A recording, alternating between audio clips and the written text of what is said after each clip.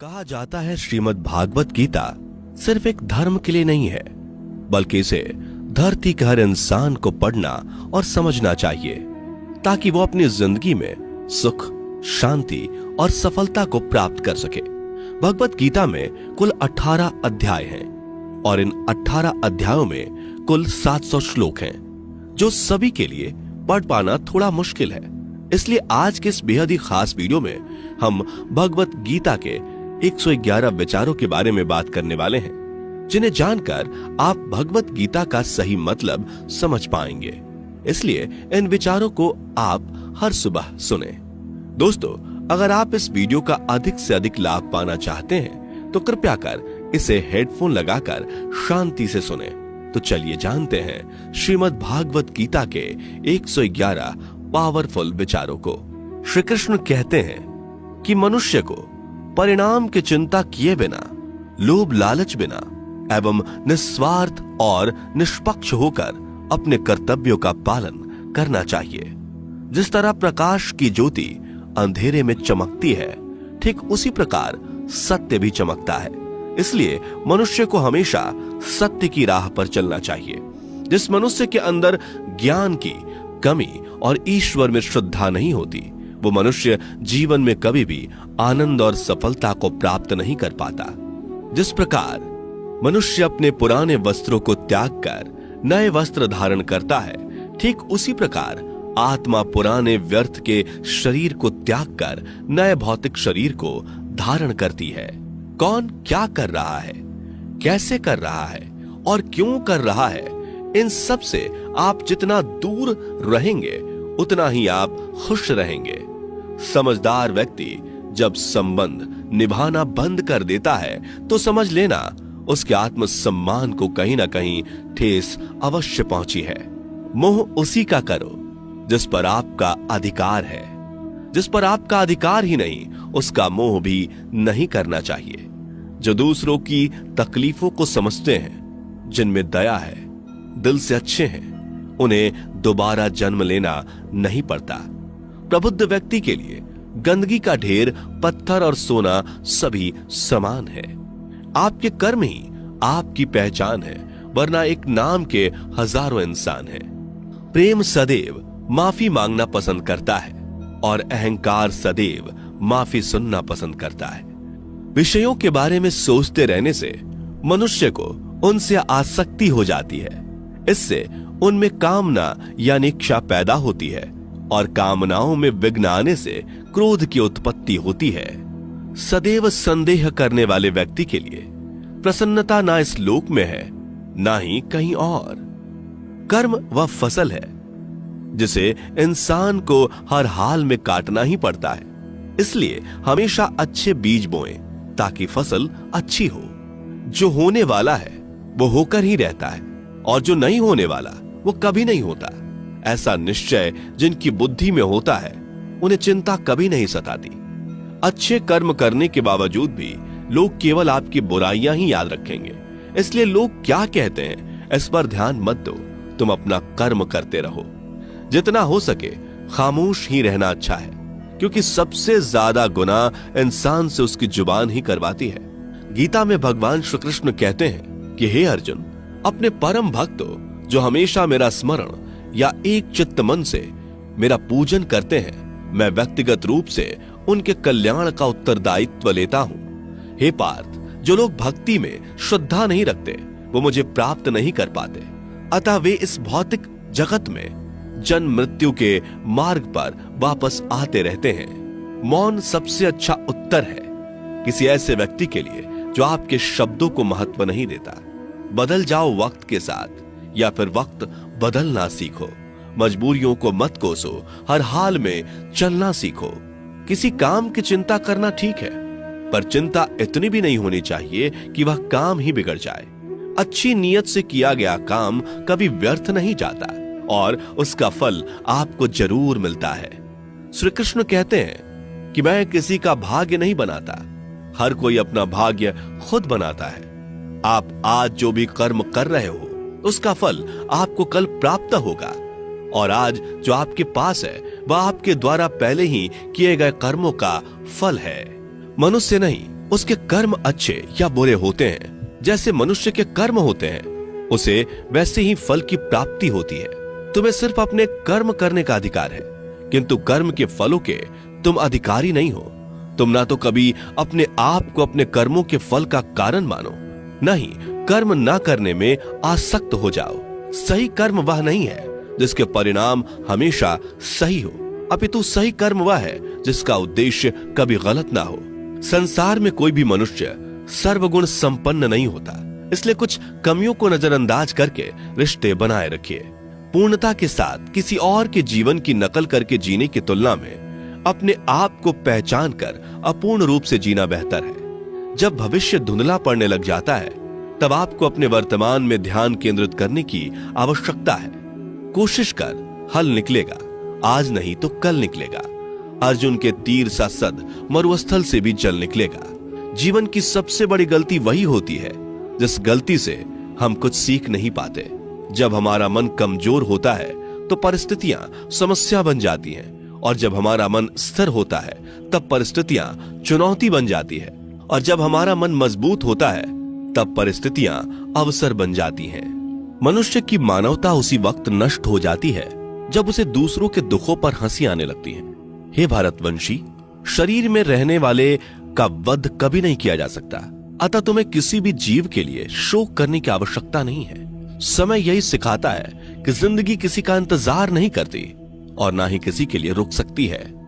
जिंदगी खेलती भी उसी के साथ है जो खिलाड़ी बेहतरीन होता है। दर्द सबके एक जैसे हैं, मगर हौसले सबके अलग अलग हैं। कोई हताश होकर बिखर जाता है तो कोई संघर्ष करके निखर जाता है। मनुष्य को अपने कर्मों से संभावित परिणामों से प्राप्त होने वाली विजय या पराजय, लाभ या हानि, प्रसन्नता या दुख इत्यादि के बारे में सोचकर चिंता से ग्रसित नहीं होना चाहिए। यदि आप अपनी गलतियों से कुछ सीखते हैं तो गलतियां सीढ़ियां हैं, और नहीं सीखते तो गलतियां सागर हैं। निर्णय आपका है, चढ़ना है या डूबना है। समस्याएं इतनी ताकतवर नहीं होती जितना कि हम उन्हें मान लेते हैं। कभी सुना है कि अंधेरे ने सुबह को होने ही नहीं दिया? गलतियां ढूंढना गलत नहीं है, बस शुरुआत खुद से होनी चाहिए। जरूरी नहीं हर बार आपके शब्दों को सही समझा जाए, इसलिए कभी कभी चुप रहना ही ज्यादा बेहतर होता है। जो जितना अधिक शांत होता है वो उतनी ही गहराई से अपनी बुद्धि का प्रयोग कर सकता है। निंदा से घबराकर अपने लक्ष्य को कभी ना छोड़े, क्योंकि लक्ष्य मिलते ही निंदा करने वालों की राय बदल जाती है।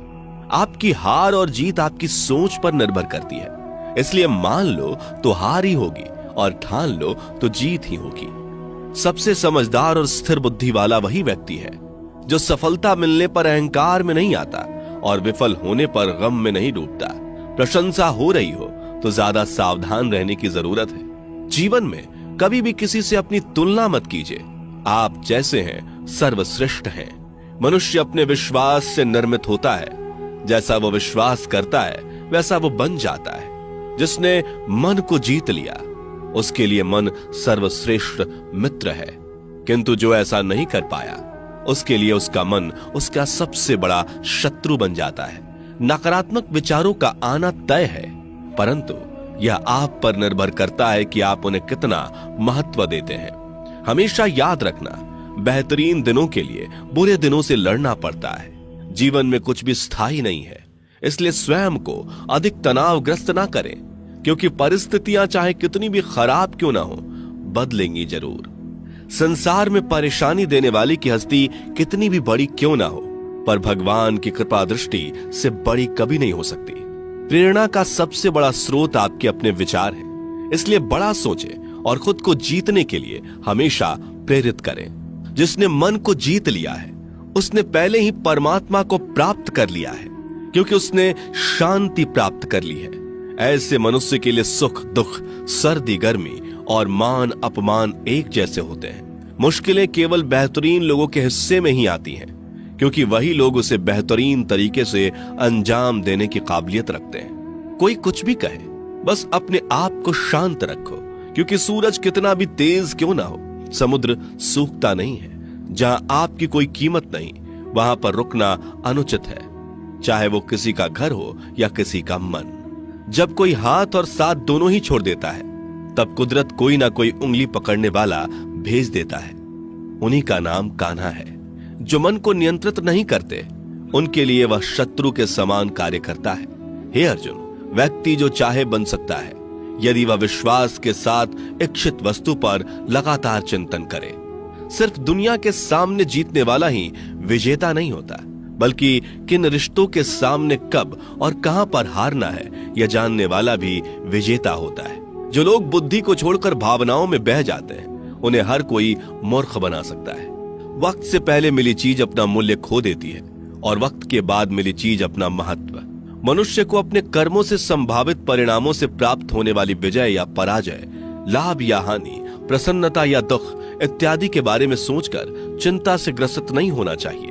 आत्मा पुराने शरीर को वैसे ही छोड़ देती है जैसे मनुष्य पुराने कपड़ों को उतार कर नए कपड़े धारण कर लेता है। जैसे जल में तैरती नाव को तूफान उसे अपने लक्ष्य से दूर ले जाता है, ठीक वैसे ही इंद्रिय सुख मनुष्य को गलत रास्ते की ओर ले जाता है।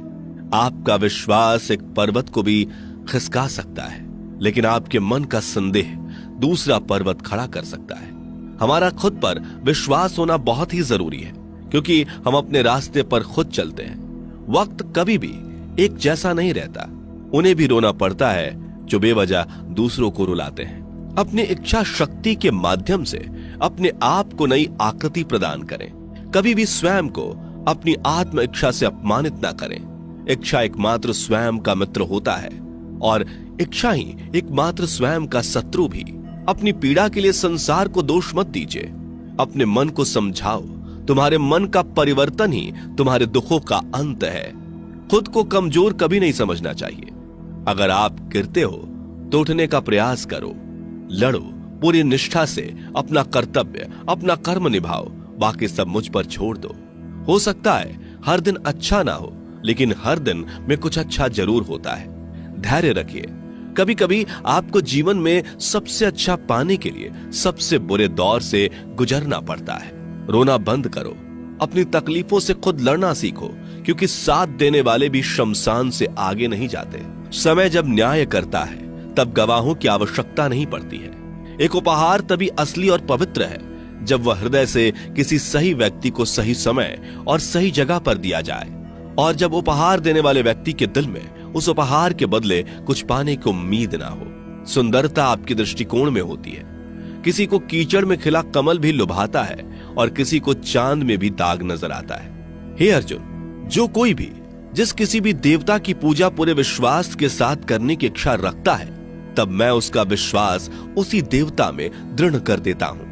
उदय किसी का भी अचानक नहीं होता।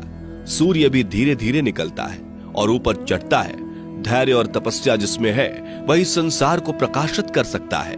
हे अर्जुन, स्वर्ग प्राप्त करने और वहां कई वर्षों तक वास करने के पश्चात एक असफल योगी का पुनः एक पवित्र और समृद्ध कुटुंब में जन्म होता है।